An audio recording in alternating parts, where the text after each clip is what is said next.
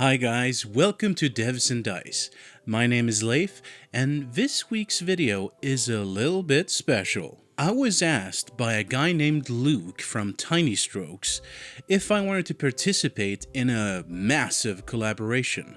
The collaborators were a bunch of awesome mini-tubers out there. Links to all of their channels are in the description below. The collaboration was to paint a squig. The rules were that you could only use 3 colors plus black, and that you could only use 2 brushes. I'm going to be painting 2 squigs, and I'm going to be painting the first one using acrylic hobby paints that I bought couple of years ago, and the second one I'm going to use with my miniature paints. And also the first one I'm going to use a specific set of brushes which are synthetic and very cheap. You can get them in any hobby store. And for the second squig I'm going to use a little bit nicer Kolinsky brushes.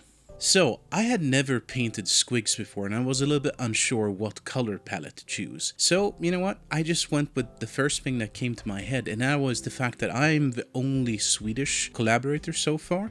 So I figured I would, paint it, blue and yellow.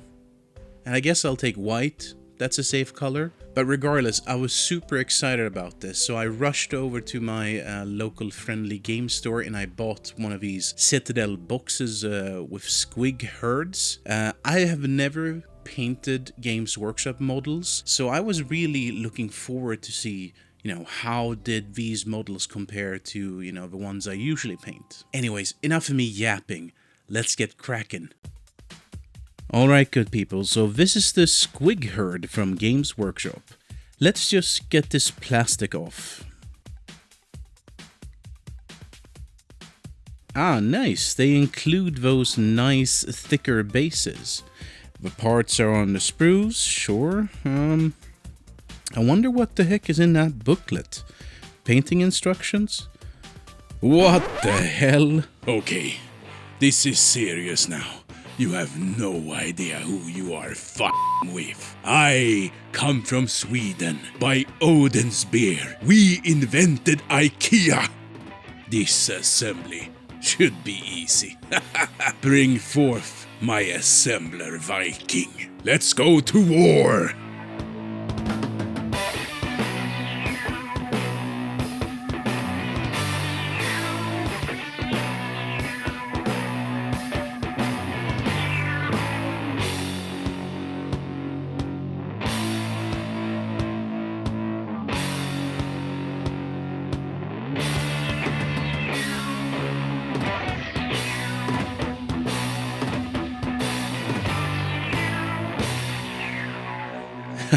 So with that, the job was done. Alright, so let's get cracking with this paint job. So I figured I would paint one squig using my old synthetic brushes and acrylic craft paints that I usually use for terrain and such. I just want to show everyone out there what you can do with simple means. I bought these cheap craft paints years ago. So I'm going to start with putting in some blue on the wet palette. Now I could instantly feel that this had a different viscosity than normal miniature paints. Adding some water made it flow a little bit better, however the coverage was very poor. And I didn't really plan out this paint scheme.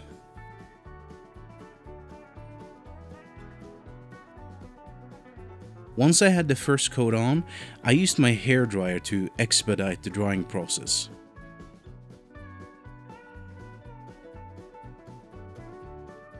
Then I added some of this black.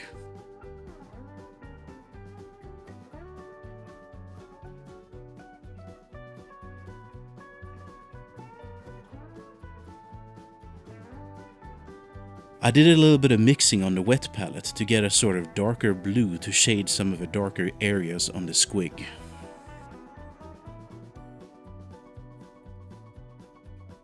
One thing you will notice as we go along is that the blue, yellow, and the white paints have, unfortunately, a gloss finish, whereas the black has a matte finish.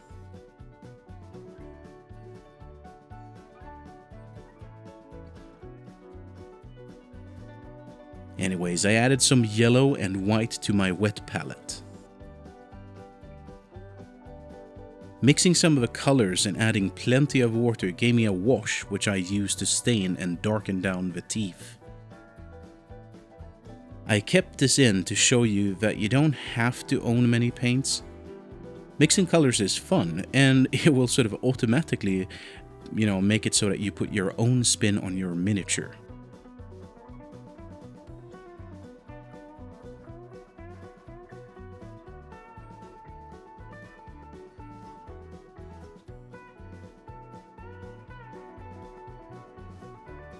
Here I am just wicking some of that excess wash off.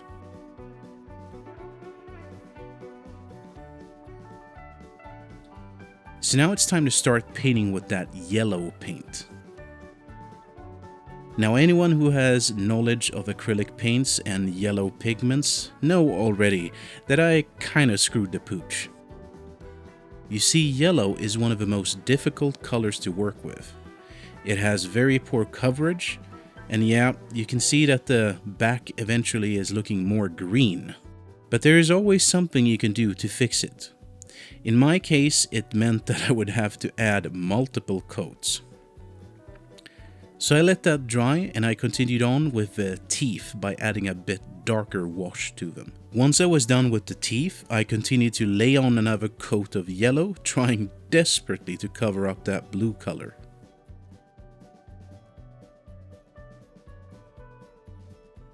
And while that coat was drying, I might as well go and do some basic highlights on the blue parts by mixing up some of that white into the blue paint.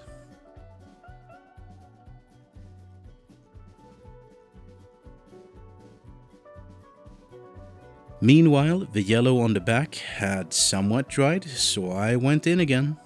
And this time I used my trusty hairdryer. And then I went on it again. And then another pass with the hairdryer. Are you starting to see a pattern here?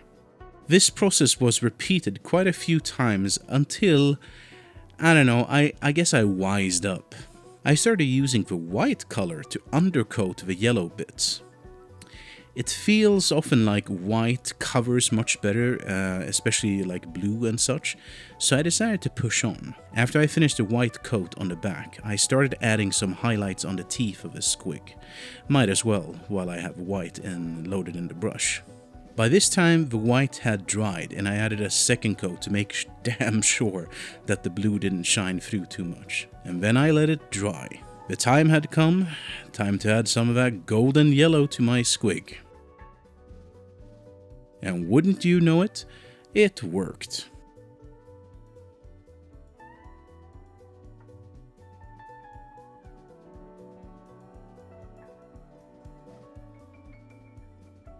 I'm using my detailed synthetic brush to just sort of put in some highlights on the legs.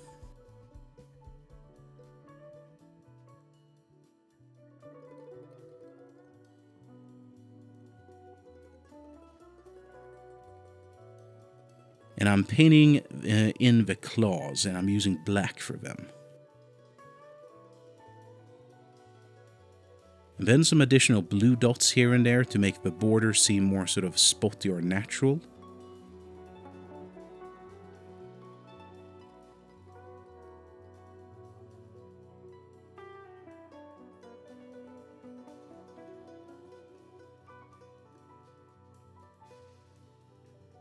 Some highlights to the face.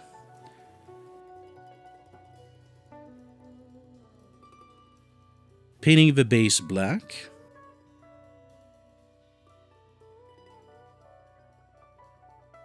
And then I painted the grass or whatever it was with a green using a mix of blue and yellow paints.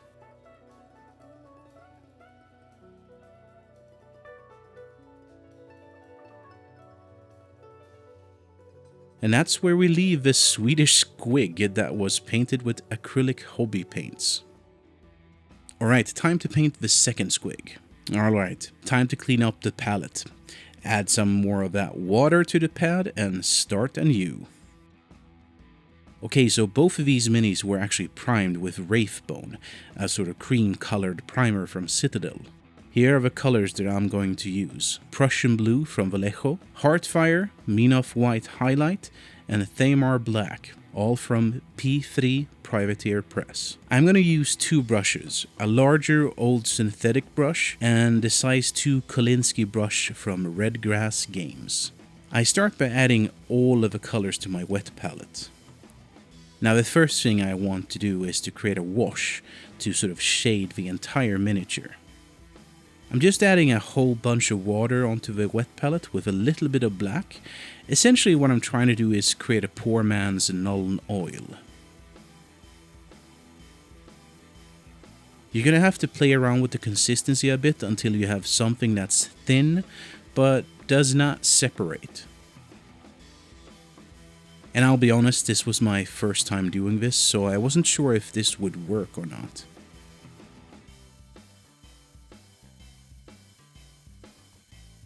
But it sort of did.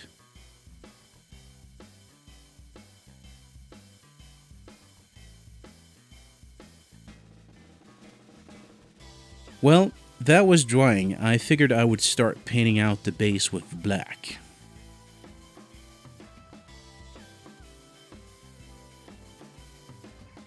Now using the detail brush, I started layering in some highlights using my selected white color.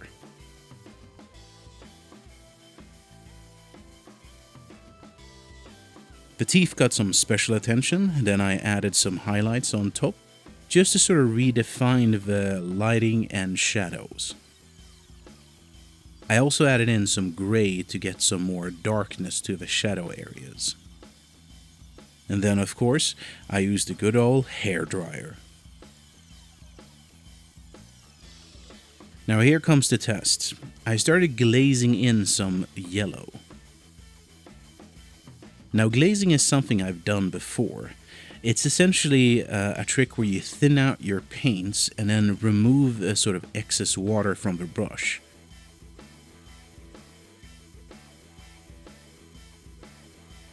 Layer by layer is applied until you reach the value you want on the model.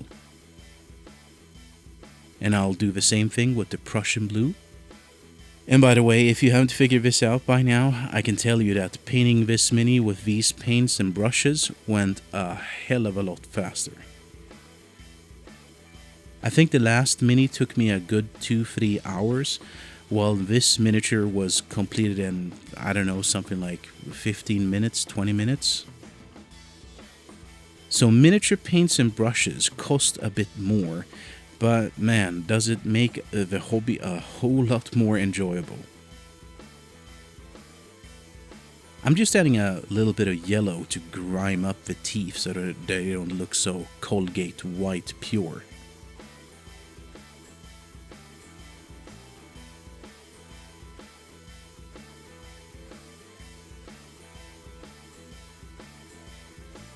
Then I start to mix a bit of white and yellow to do some highlights here and there.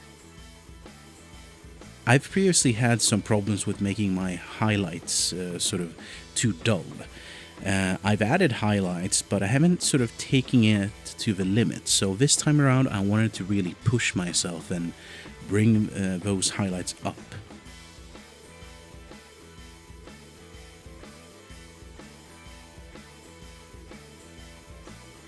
My focal point was, of course, the face of the squig. And again, painting this squig was a whole lot faster with the right tools. Specifically, I would say the paint.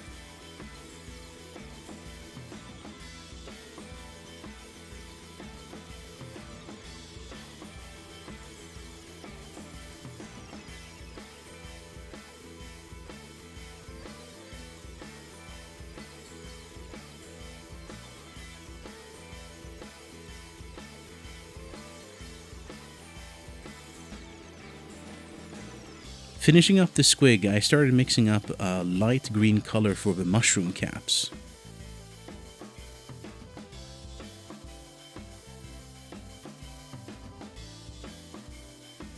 And then a darker green for the ground.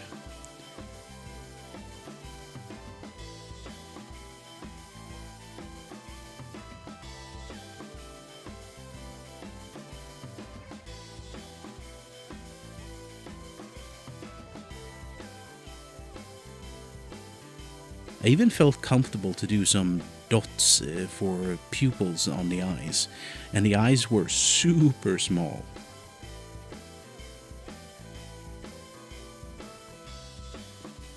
I also added in some additional shadows to the yellow bits.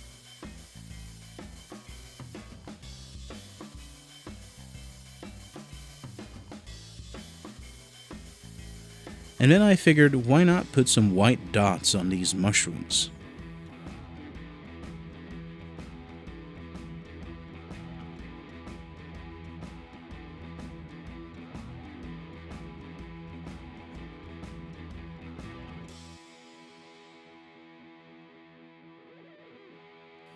And I think it's time to look at the final results.